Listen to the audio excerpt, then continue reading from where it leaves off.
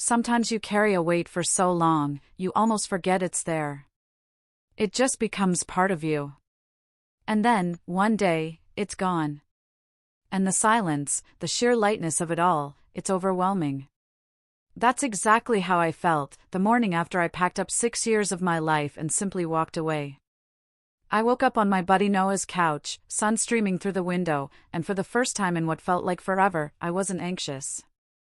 I wasn't dreading the day. There was no pit in my stomach. Just this profound, almost unbelievable sense of peace. That morning, I had 17 missed calls and about 40 text messages, but seeing them come in didn't fill me with dread. It solidified that feeling. This was what freedom felt like.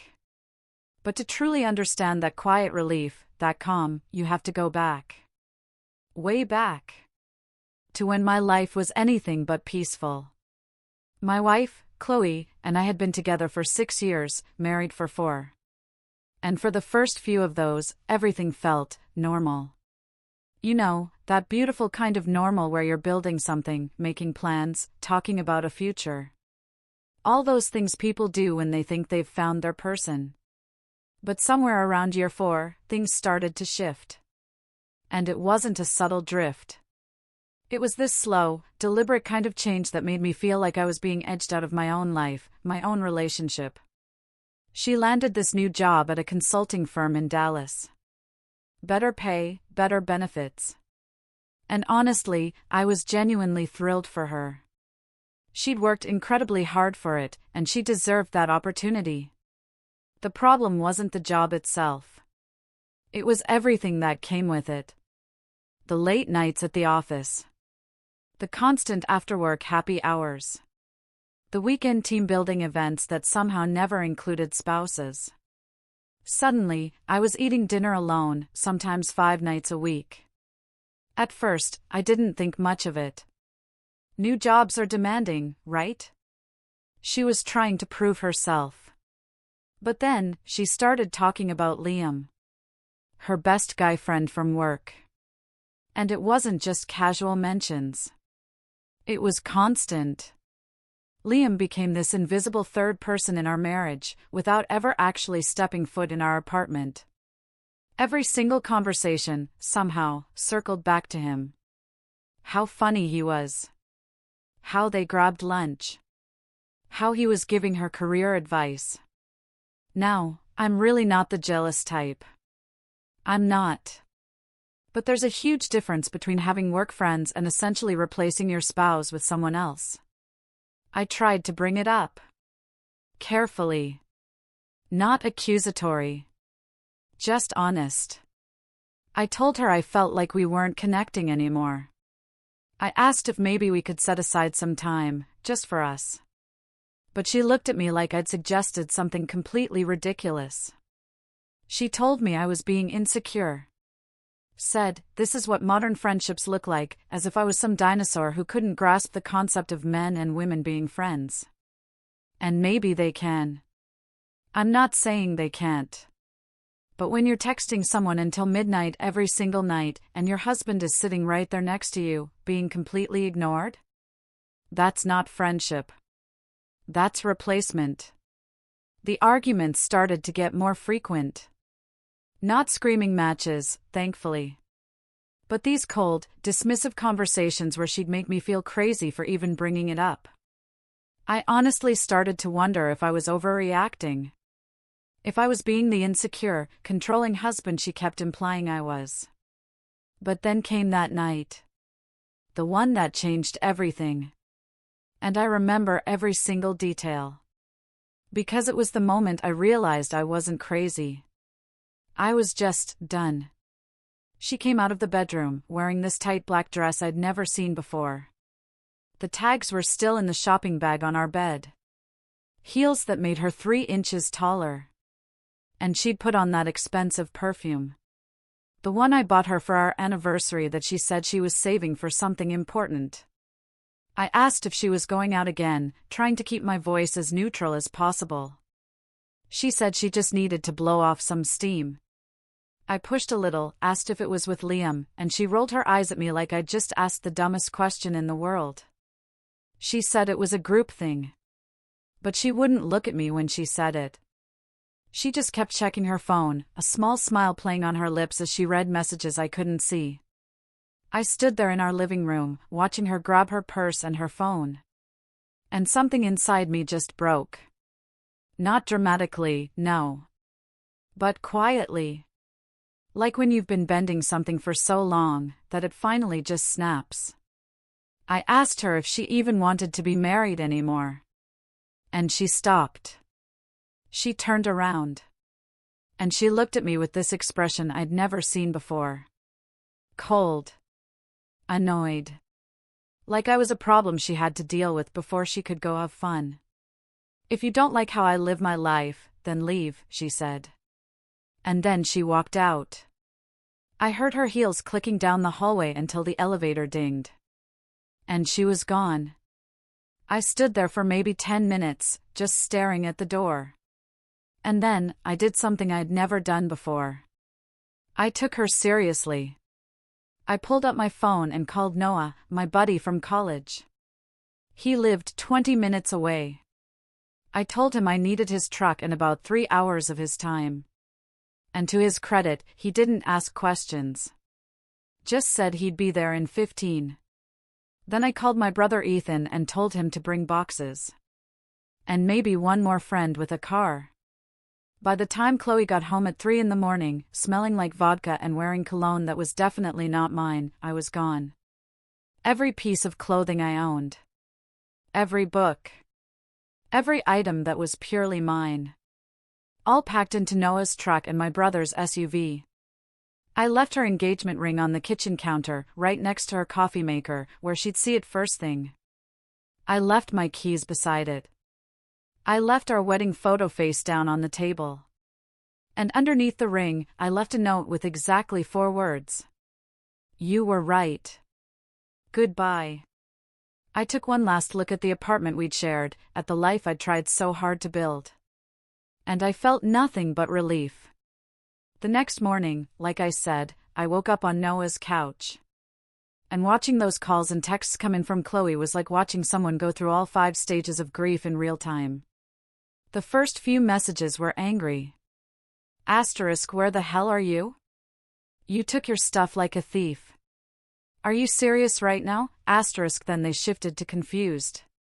Asterisk, is this some kind of joke? Are you really that petty? Asterisk, then they got desperate. Asterisk, we need to talk. You're being childish. Asterisk, and finally, please just answer me. I didn't respond to a single one. Not because I was playing games or trying to hurt her. But because there was genuinely nothing left to say. She told me to leave if I didn't like how she lived her life. And I'd done exactly that.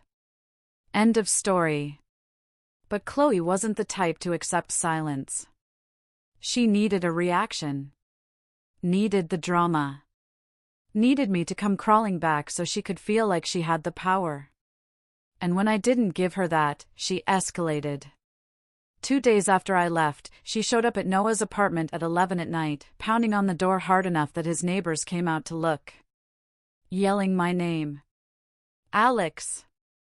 I know you're in there. Stop being ridiculous. We need to talk like adults. Noah opened the door, told her I wasn't there, which was true, I'd already moved. To my brother Ethan's place across town.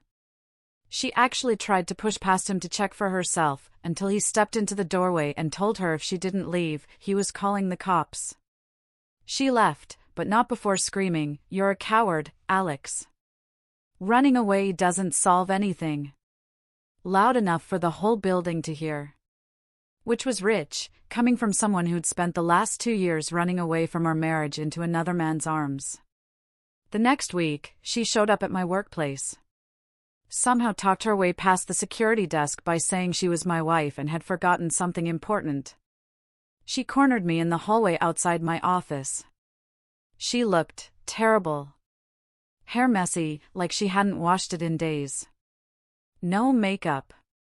Wearing sweatpants and one of my old college hoodies that she must have found in the back of the closet. And she started this whole speech about how we could fix things, how every marriage goes through rough patches, how she was willing to go to counseling. I just stood there. Didn't engage. Didn't argue. And when she realized I wasn't going to respond, she grabbed my arm hard enough to leave marks and asked, "Do you even care about me anymore?" with tears running down her face. I pulled my arm back. Told her she needed to leave. And walked into my office and closed the door.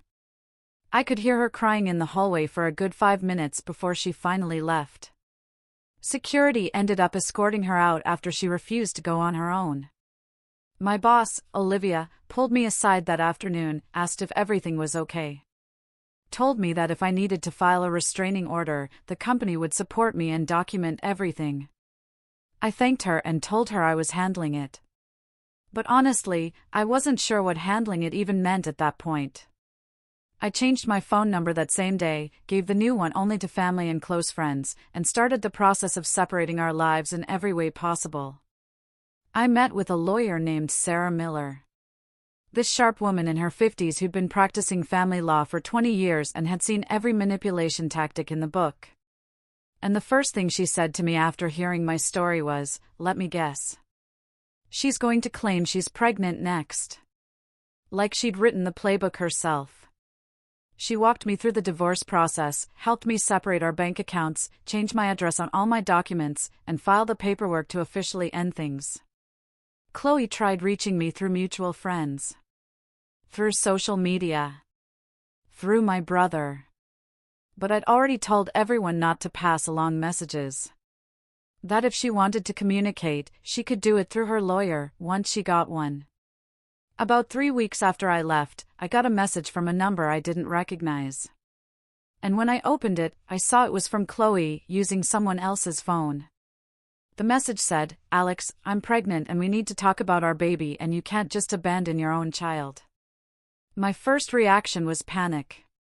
That sick feeling in your stomach when your whole world shifts. But then I did the math and realized it was impossible. We hadn't been intimate in over 2 months, maybe closer to 3. And I'd actually been tracking that in my head, because the lack of physical connection had been another sign of how far apart we'd drifted. I forwarded the message to Sarah, told her it was a lie. And she actually laughed. Called it, she said, and that it was actually good that Chloe had tried this, because it showed a pattern of manipulation that would help our case if things got messy. Sarah sent a formal letter to Chloe through her address on file, stating that any further contact outside of legal channels would be considered harassment, threatening legal action if she continued, and requesting a pregnancy test if she wanted to make that claim officially. Sarah knew full well there wouldn't be one. The messages stopped after that, at least for a while.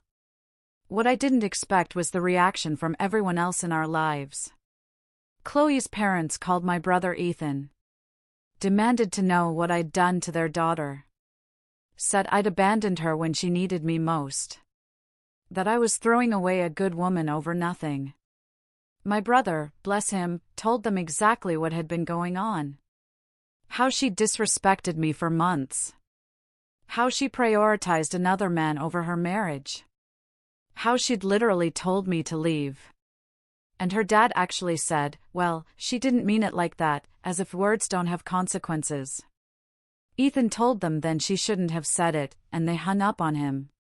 My parents, on the other hand, were supportive in that quiet way parents are when they don't want to say, "I told you so." But, they were thinking it. My mom had never been Chloe's biggest fan. Always said she seemed self-centered and that I gave more than I got. And my dad just told me he was proud of me for respecting myself enough to walk away. Said too many men stay in situations like mine and lose themselves completely. The strangest part was hearing about Liam's reaction through the grapevine.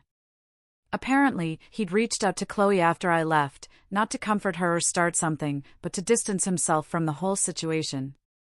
One of Chloe's coworkers, who I'd met a few times at company events, reached out to me through LinkedIn.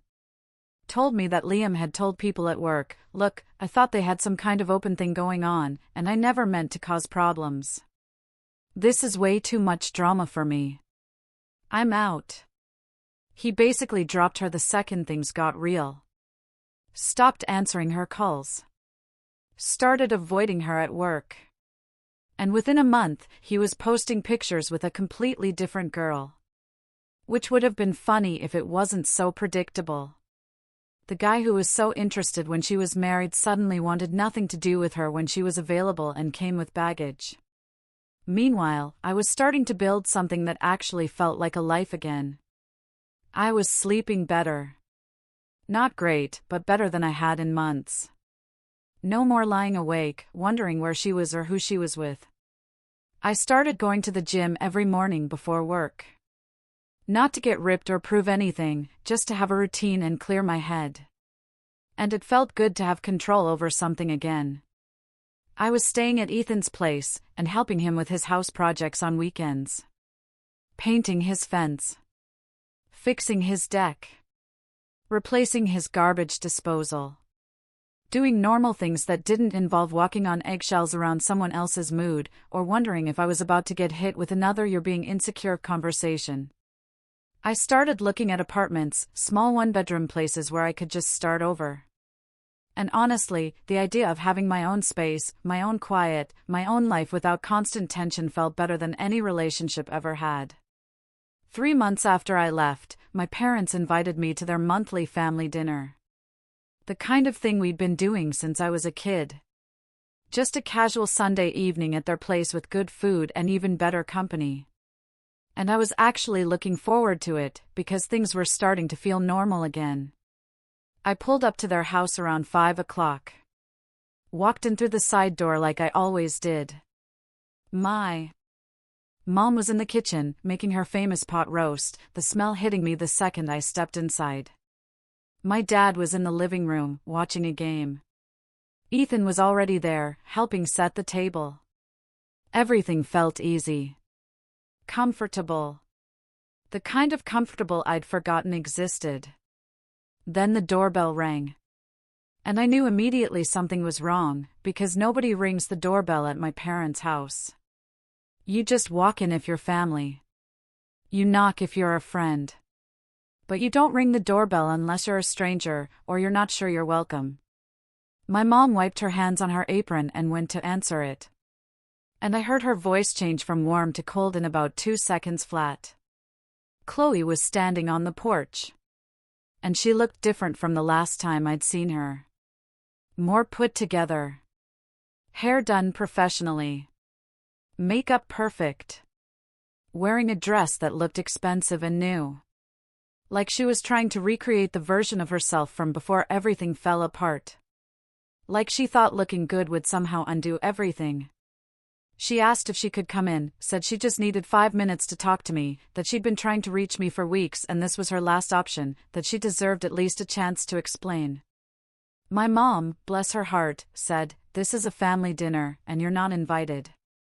Firm, but not mean. And Chloe started crying right there on the porch.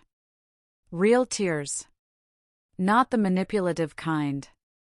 Saying, "I love him and we can fix everything if he'd just give me a chance and please, I've changed. I quit my job.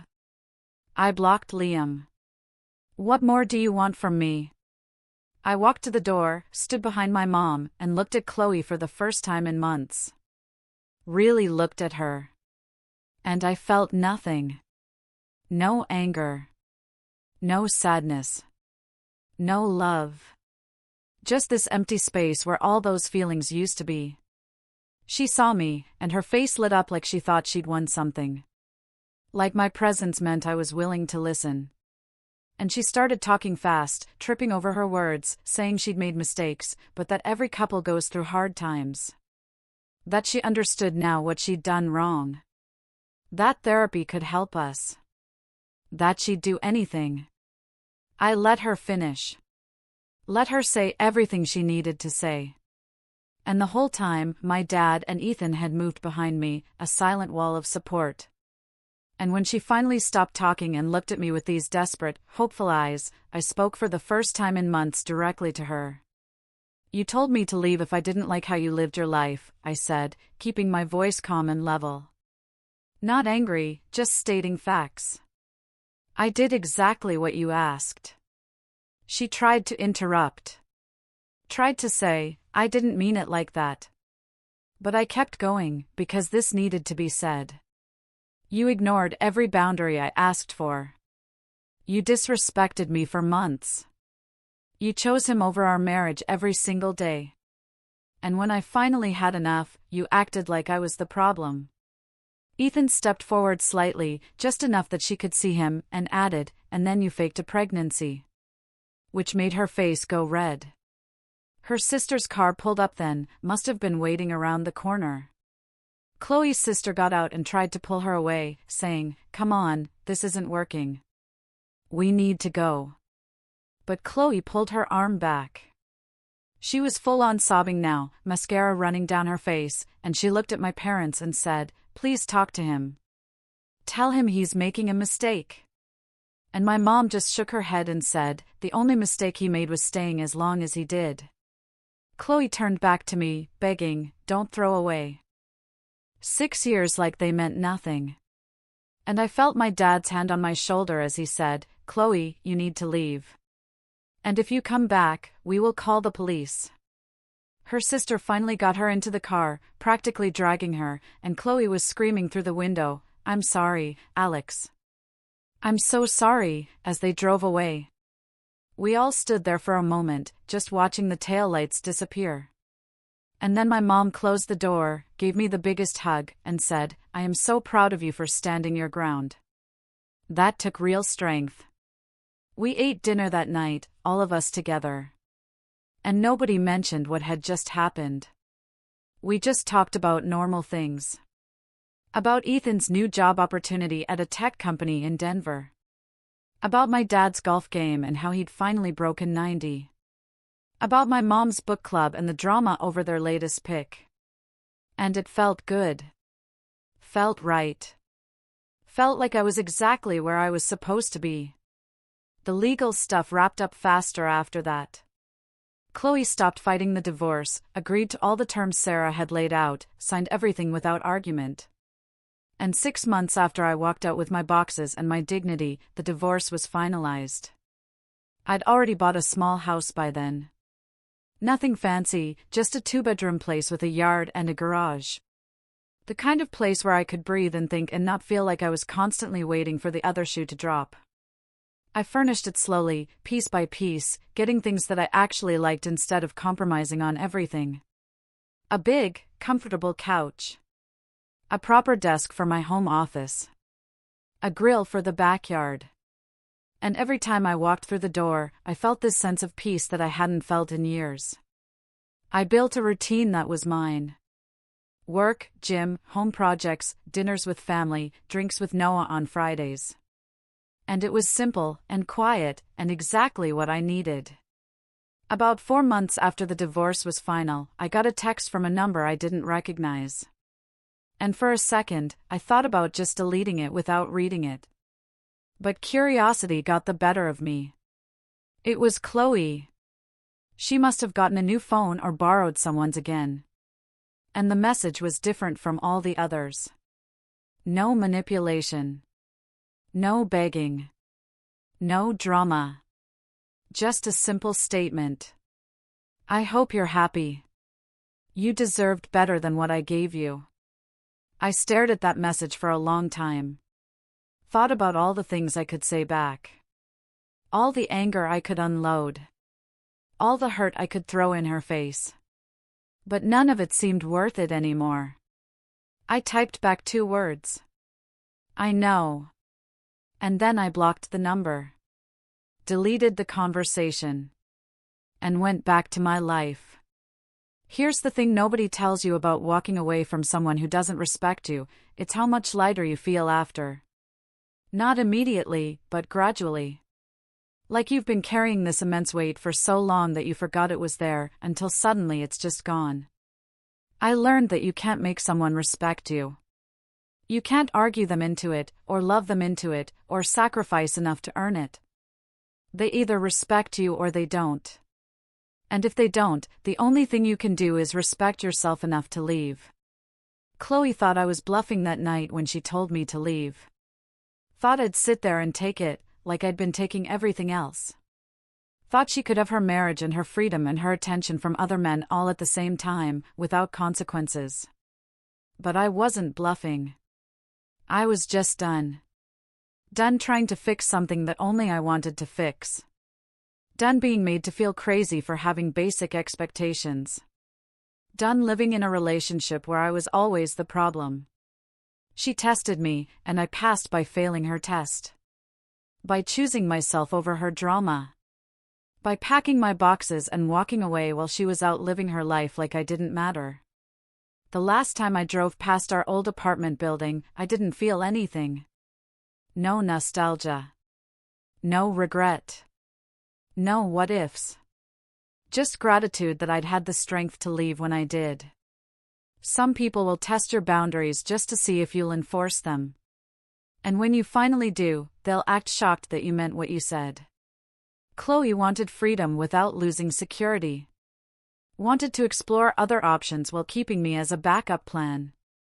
And when I refused to play that role, she couldn't understand why I wouldn't fight for her. But here's the truth, I did fight for her. For 2 years, I fought while she pulled away. And the night I stopped fighting wasn't the night I gave up on our marriage. It was the night I finally started fighting for myself instead. What do you think about that?